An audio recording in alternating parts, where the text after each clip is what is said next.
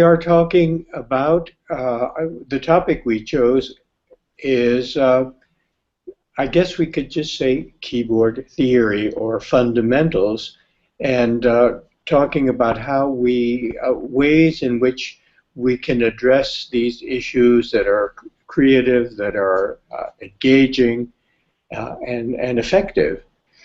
And so in order to do this, we're going to talk a little bit about some of the different avenues, and I have collected videos of students of various ages and various levels of accomplishment to illustrate some of the points. So I throw it back to you, George.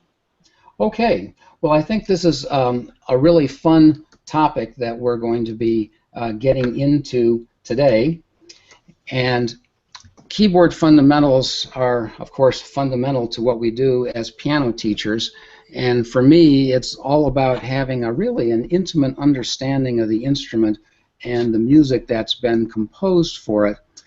And through that understanding, finding a way to be able to express that understanding through the 10 fingers on the keyboard. And the kinds of things we're going to be talking about today are ultimately about developing technical comfort and freedom.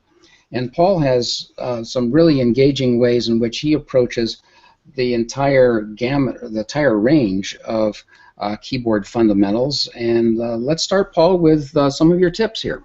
Well, bear in mind, everyone, that we're talking about many different issues. We're talking the general area of building foundations. We're talking about scales, major scales, minor scales, exotic scales, chords, building chords, connecting chords. We're talking about building intervals. So each one of these, in a certain sense, could be a topic, and we'll take them in a little bit in that way.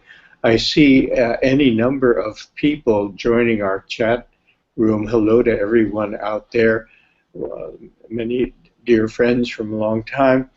And I hope that I won't be too much stating the obvious for you, but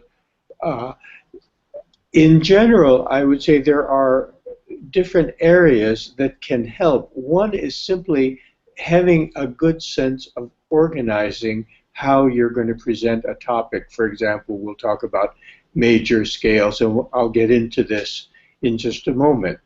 A second thing that I have found very helpful is, and I've been very involved in creating accompaniments, and again, through videos you'll see a little more clearly what I mean by this, but when you play a scale that has an accompaniment designed for that particular scale, it's just amazing how this can bring the activity to life. And then another issue is finding repertoire that where embedded in the repertoire is a very clear example of what you're trying to teach, whether it be an interval or scale chord. And I have actually created a lot of materials along these lines. You'll see some of them. And finally, George and I, for quite a long time, have been working on an improvisation project because we find there's nothing like improvising with an idea for the students to become more comfortable. So armed with this little preamble, why don't we start with major scales?